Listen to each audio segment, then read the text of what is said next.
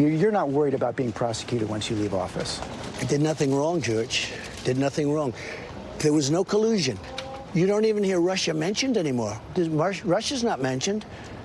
Now it's all about obstruction of what? There was no crime. There was no collusion. The big thing's collusion. Now there's no collusion. That means it was a setup.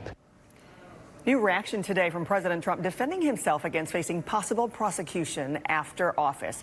It comes after Senator Kamala Harris said if elected, her Department of Justice would, quote, have no choice but to pursue obstruction charges against the president. Joining me now is Joyce Vance. She is professor at the University of Alabama Law School and also former federal prosecutor. Joyce, I appreciate your being with me here. Let's talk about what you told Congress, that there was sufficient evidence in Mueller's report to obtain a guilty verdict. But for a case like this, do prosecutors ever weigh public sentiment? What comes to mind here, President Ford pardoned Nixon and what he called our long national nightmare, different, but for a specific purpose here. I think it's less a consideration of public sentiment and more a consideration of what best serves the interests of justice. So in reading the Mueller report, I can look at the obstruction evidence and see how it would be possible to make a case. But these decisions will have to be made, if they're ever in fact made, by professional prosecutors who are looking purely at the available, admissible evidence at the time that they're making that decision. And that needs to be, frankly, a decision that's left to career prosecutors and an attorney general, as opposed to a decision that's made for political reasons. How much weight would be placed on public sentiment, given that they want it to be done, over with after the president leaves office? For me as a prosecutor, that's just not a consideration that I'm authorized to make under the law. I would have to look at the law, at the evidence, and then have some consideration of how the national interest is best served. You'll remember that at the end of the Bush administration, there was talk about torture and the torture memo, and a decision was made by Attorney General Holder not to pursue charges because it was thought best to go ahead and let the country move forward. Those sorts of prudential concerns are always appropriate to consider. I'm going to ask you more about Kamala Harris and her comments, even if she or any other candidate wanted the DOJ under their presidency to prosecute a former president. Was this comment the best approach? And in essence, couldn't a former president here, Trump, use this in court against the department, claiming it's political because she was running against him? So I may have interpreted her comments a little bit differently. I saw her saying that she had looked at the evidence and felt like there was evidence that would force prosecutors to indict. I think that's a very different thing from saying that as president you would order an attorney general to indict, which would be, in my judgment, the wrong way to go about this. Needs to be left up to prosecutors, not to politicians. I want to ask you a little bit about the hearing where you helped Americans understand the Mueller report. Let's play a little bit, and I want to kind of get in your head on how that was. Let's listen first. The special counsel's team wasn't able to find collusion between the Trump campaign and Russia, but apparently you did.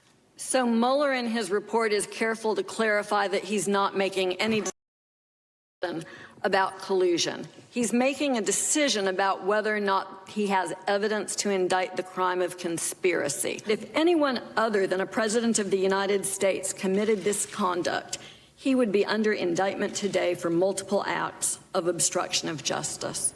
All right, take us inside your mindset here leading up to that. Your concerns that it would be a tough crowd. I mean, your preparation, was it like prosecuting a case different, or can you even compare the two? It was a little bit more like an oral argument where you're talking about the law with a panel of appellate judges. But in this case, the panel, Congress, didn't want to confront the issue that we were there to discuss.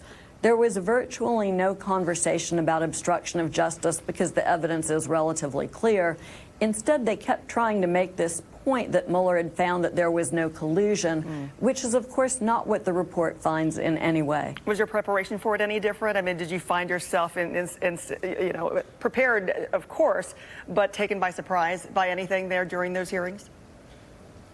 Well, I'm old school, and I believe in being over-prepared, so I like to go back and reread everything. I reread the report and some of the underlying cases. It's important to have these exchanges. I was disappointed that Republicans were not interested in discussing the evidence of obstruction and evaluating the law in that area. They just really wanted to stay away from it. Yeah. I want to go back to the president in that interview, not answering the question about whether the president can obstruct justice. Let's take a listen to that.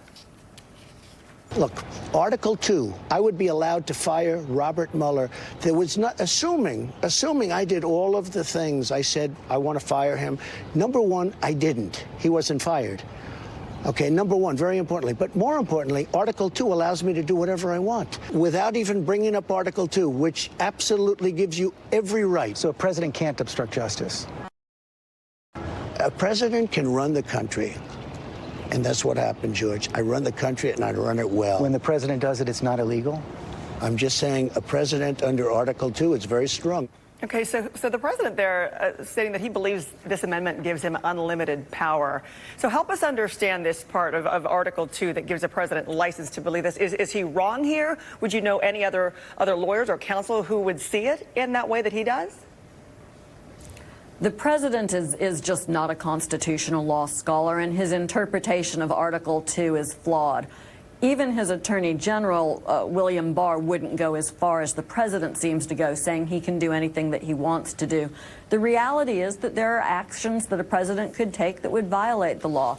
He could, for instance, order a U.S. attorney to indict one of his political enemies when there was no evidence to indict them. That would be a crime. He could accept a bribe in exchange for an appointment of a Supreme Court justice. I'm obviously just making this stuff up, but that would be a crime. His power is not limitless, and he is accountable under the Constitution to both the executive branch and the courts, and ultimately to the voters. All right, Joyce Vance, thank you for helping us understand with a breakdown there, as always. I appreciate it. Thank you.